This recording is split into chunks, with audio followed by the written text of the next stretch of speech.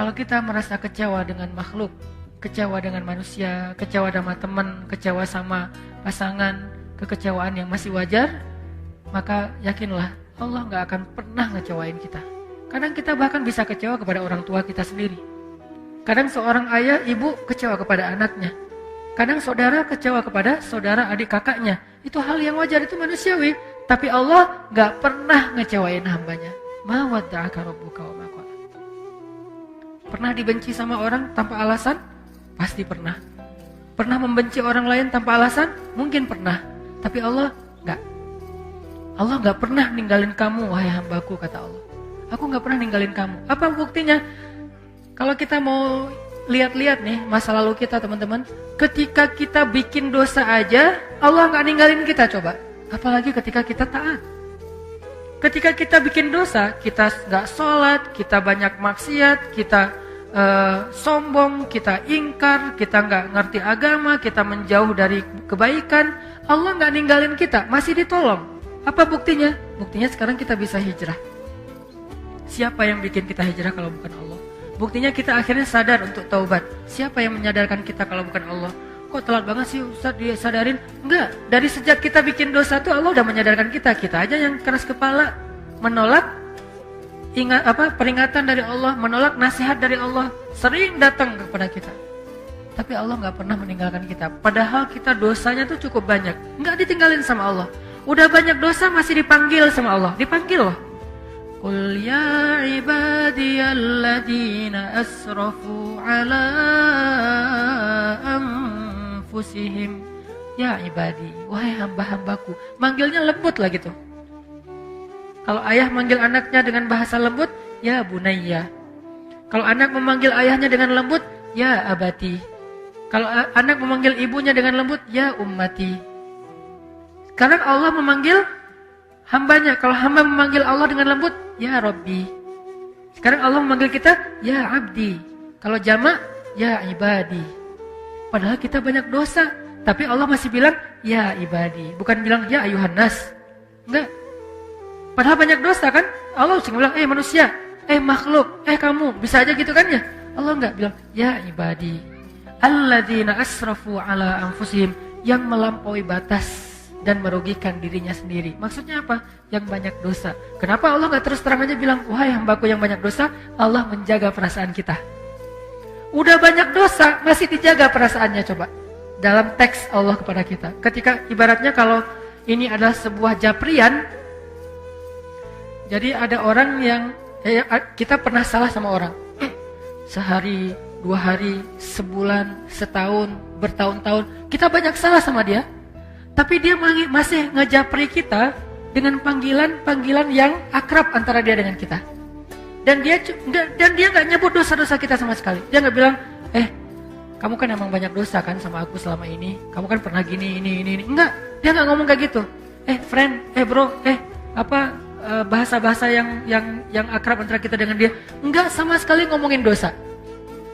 Ada nggak orang kayak gitu? Nggak ada.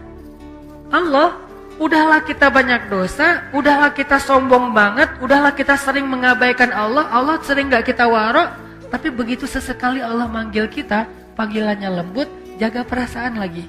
Ya ibadi, alladzina asrafu ala anfusihim, hamba-hambaku yang melampaui batas. Gitu doang bahasanya. Bukan hamba-hambaku yang hina, hamba-hambaku yang kotor, hamba-hambaku yang pernah berzina, hamba-hambaku yang pernah membunuh, hamba-hambaku yang... Enggak. Yang melampaui batas, bahasa yang elegan. Tidakkah kita belajar dari Al-Quran? Al-Quran itu teks yang sangat elegan. Hadis, teks yang sangat elegan. Sejak kapan komen kita tidak lagi berkiblat kepada Al-Quran dan hadis? Kita mengaku pembaca Al-Quran, tapi kita komennya tidak Qurani. Kita mengaku mempelajari hadis, tapi komen kita tidak nyunnah. Arti nyunnah gak elegan seperti Nabi. Pernahkah Nabi menggunakan istilah-istilah yang tidak baik untuk orang lain? Sampai Nabi mengatakan apa? Kalau ada budak perempuan kalian berbuat zina, maka cambuklah dia, tapi jangan cela dia. Cambuk itu bagian dari hak agama.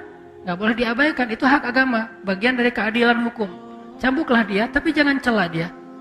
Lalu kalau dia berzina lagi 2 kali, maka cambuklah dia, tapi jangan cela dia. Kalau dia berzina lagi sampai 3 kali, maka juallah dia walau dengan harga seutas tali, murah. Tapi jangan cela dia, coba. Tetap gak boleh mencela. Terus apakah kita merasa lebih layak daripada Rasulullah untuk mencela orang lain? Hanya gara-gara berbeda partai? Hanya gara-gara berbeda pandangan politik? Hanya gara-gara beda mazhab dalam fikih? Hanya gara-gara beda geng? Di mana Al-Quran dan Sunnah? Di mana Al-Quran dengan teks elegannya? Di mana Sunnah dengan teks elegannya? Kita mengaku Al-Quran dan Sunnah. Bahkan kita mengaku sebagai ahlinya. Ahlinya apa? Ahlus Sunnah. Yang paling berpegang dengan Sunnah. Di mana elegannya? Bukankah Nabi itu terkenal dengan tabligh? Apa arti tabligh? Kemampuan berkomunikasi yang paling baik.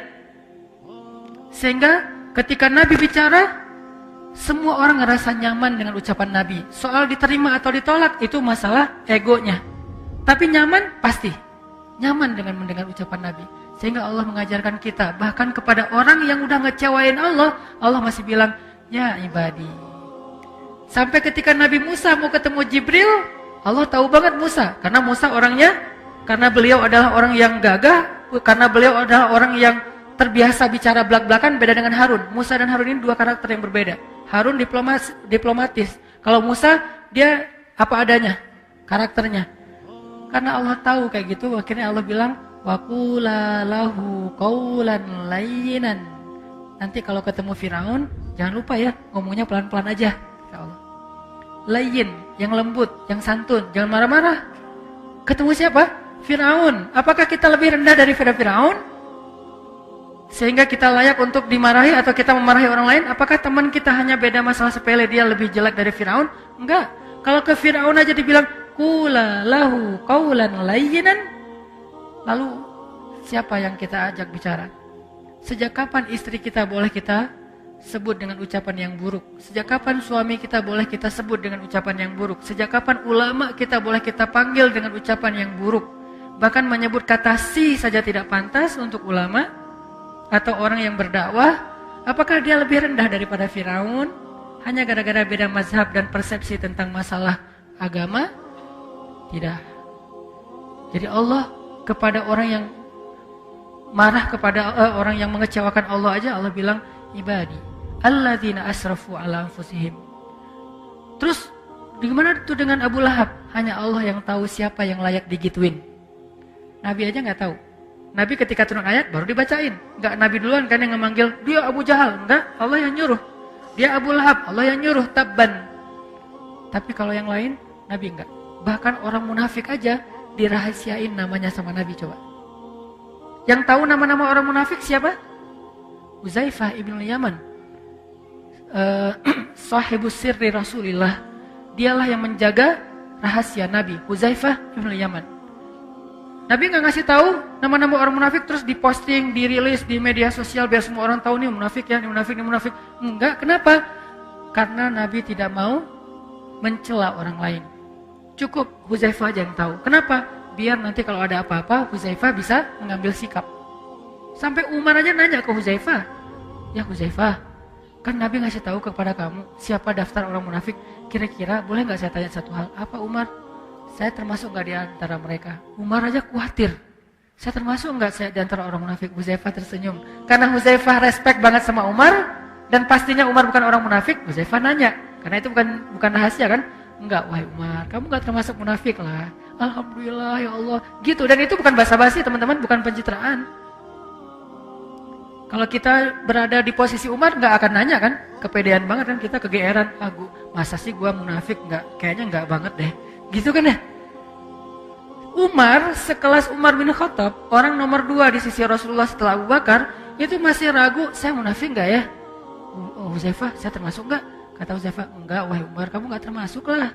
Kata Umar, kalau gitu di antara pejabat saya ada enggak? Nah, kata Huzaifah, ada sih. Yang mana? Rahasia. Nabi suruh saya menjaga rahasia, saya enggak akan ngebocorin. Ya udah deh, kalau gitu ntar saya juga tahu lah. Gimana caranya? Kalau ada pejabat Umar yang meninggal, Umar nggak akan datang mensolati dia kalau nggak ngelihat Huzaifah datang mensolati dia. Kalau Huzaifah nggak mensolati, oh berarti dia tuh emang munafik. Jadi caranya nunggu Huzaifah ibn Yaman sampai Huzaifah wafat baru nggak bisa lagi kedeteksi mana orang munafik. Sehingga di zaman sekarang tiba-tiba kita mengklaim orang lain munafik, tapi kalau kita mengatakan itu sifat nifak, ya munafik sama nifak beda teman-teman. Munafik itu orangnya, nifak itu sifatnya. Jadi tanda-tanda kemunafikan, tapi orangnya belum tentu disebut munafik. Tanda-tanda artinya jangan sampai kita mirip dengan tanda-tanda itu gitu. Makanya Allah bilang, ya ibadi alladzina asrafu ala anfusihim la taqnatu min rahmatillah. Jangan berputus asa dari rahmat aku, kata Allah. Kepada siapa? Pendosa yang ngerasa, aduh kayaknya dosa saya udah kebanyakan nih, gak akan diampuni. Kata Allah, kenapa kamu berpikir kayak gitu sama aku? Kamu hambaku, walaupun kamu banyak dosa, aku tidak akan pernah mempersulit kamu untuk dapat ampunan. Jangan putus asa, minta ampun lagi. Ya Allah, dosa saya tuh sebanyak langit dan bumi. La ubali, kata Allah, aku gak peduli berapa banyak dosa kamu. Coba sebaik apa Allah. Ya Allah, dulu kan saya sering nge-reject engkau. Engkau panggil saya sehari 5 kali, saya reject. Kalau dipanggil sama atasan, saya datang. Dipanggil sama pacar, bukan datang lagi, lari. Kalau engkau yang panggil, saya abaikan ya Allah. Gak apa-apa, kata Allah. Coba, kurang pemaaf apa? Sehari 5 kali Allah manggil kita, teman-teman. Ngajak ketemuan. Gimana bahasa Allah ngajak ketemuan? Hayya 'alas shalah.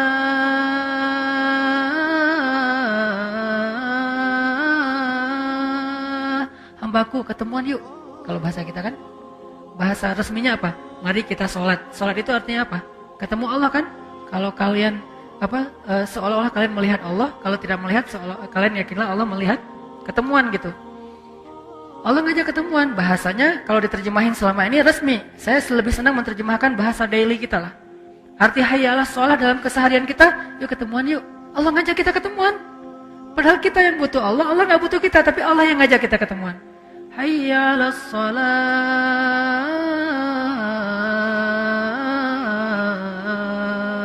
Yuk ketemuan yuk, Allah panggil. Lembut lagi panggilannya, kecuali muazinnya lagi ngambek. Tapi paling lembut tuh muazin habis diputusin ya, itu lembut banget. Baru diputusin azan. Hayya 'alal falah. Azan paling baper tuh, habis diputusin. Allah manggil kita, terus apa yang buat kita berat langkah? Menunda-nunda panggilan Allah. Allah ngajak ketemuan kita kayak gak datang gitu, kayak berat banget. Apa? Takut kita yang harus bayarin. Allah bilang, hayya 'alal falah. Tenang aja, aku yang bayarin. Kalau bahasa kita, falah itu apa? Untung, kamu gak bakalan rugi, tenang aja. Gak, kamu kok yang bayarin, aku yang traktir, aku yang kasih kerjaan, aku. Ntar kalau misalnya kamu ninggalin sesuatu terus rugi, aku ganti kok. Jadi Allah ngejanjiin kita gak bakalan rugi dengan ketemuan sama Allah, kan gitu kan ya? Hambaku ketemuan yuk. Aduh ya Allah, ada kerjaan, gak apa-apa, nanti aku bujuk atasan kamu supaya gak marah, kata Allah. Aduh ya Allah, ini lagi banyak pembeli nih, gak apa-apa, nanti berapa, aku ganti. Duh ya Allah, di situ mah mahal, biar saya yang bayar. Duh ya Allah, apapun alasan kita karena kita takut rugi, Allah bilang, gak apa-apa, ketemuan aja. Hayya 'alal falah, kamu pasti untung. Alasannya apa lagi coba? Allah ngajak ketemuan, Allah ngejamin kita gak bakalan rugi. Jadi kalau bahasa kita, hambaku ketemuan yuk, gak usah khawatir, aku yang bayarin. Oh ada kerjaan ya, ntar aku gantiin. Oh ada pelanggan ya, ntar aku tambahin rezeki kamu. Terus apa alasan kita gak datang? 5 kali sehari Allah panggil. Padahal dibuka dan ditutup dengan kata-kata Allahu Akbar, Allah yang paling agung. Tapi manggil kita, harusnya kan kita yang begging ke Allah ya. Allah ketemuan dong please. Harusnya kan kita kan ya. Harusnya kita bilang Allah hayya 'alas shalah, yuk sini ketemuan sama saya. Kan harusnya gitu kan. Kita ke Allah, ya Rabbi. Enggak, Allah yang manggilin kita. Ini agak-agak unik nih. Yang butuh siapa? Yang ngajak siapa? Kan gitu. Padahal Allah gak butuh kita, ghaniyun 'anil alamin. Allah gak butuh sama sekali. Kita kufur serentak semuanya, itu gak ngurangin kebesaran Allah. Walaupun ibu kita baik-baik ke kita, wajar. Karena sayang plus berharap suatu saat kita jadi anak yang berbakti, anak yang ngedoain orang tua, anak yang nanti akan menjaga orang tua, kan gitu kan. Sayang plus ada harapan. Tapi kalau Allah sayang doang, gak pakai ada harapan-harapan apapun. Cuman kasihan aja sama kita, sayang aja sama kita. Gak mau kita rugi, gak mau kita celaka, gak mau kita hina. Allah sayang gitu doang sama kita. Hayya 'alas shalah. Udah dipanggil, kita reject. Ya Allah, Allah kan sering manggil saya tapi saya reject. Gak apa-apa, kata Allah. Ya Allah, saya pernah selingkuh loh. Nyelingkuhin Allah, maksud nyelingkuhin Allah, menduakan Allah, mentigakan Allah, mengempatkan Allah. Selingkuh kan? Gimana perasaan kita kalau diselingkuhin? Mau gak manggil-manggil? Ketemuan yuk. Tapi kan aku pernah nyelingkuhin kamu. Oh ya? Wah. Bisa. Kalau ketahuan selingkuh gimana? Gak akan dimaafin lagi seumur hidup. Sampai bukan cuma di dunia akhirat. Kalau selingkuh, Allah kita selingkuhin tuh sering. Allah yang kasih nikmat, terima kasihnya ke makhluk. Allah yang ngasih nikmat, kita persembahannya ke makhluk. Allah yang ngasih nikmat, kita sujudkan jidat kita ke makhluk. Allah yang ngasih nikmat, kita ngaku Tuhannya bukan dia. Bukankah ini bagian dari kita menduakan, mentigakan dalam konsep Islam? Dalam konsep Islam, kita memperlakukan Allah kayak gitu. Apakah Allah marah? Enggak. Kecuali kita wafat dalam keadaan kayak gitu, baru gak diampuni. Tapi kalau belum wafat, apapun dosa kita, jangan putus asa hambaku. Minta ampun, kata Allah. Minta ampun ke sini. Inna Allah yaghfiruz dzunuba jami'a. Allah mengampuni semua dosa. Gak ada yang enggak. Ya Allah, dosa saya tuh langit dan bumi. Aku tidak peduli. La ubali. Aku gak peduli.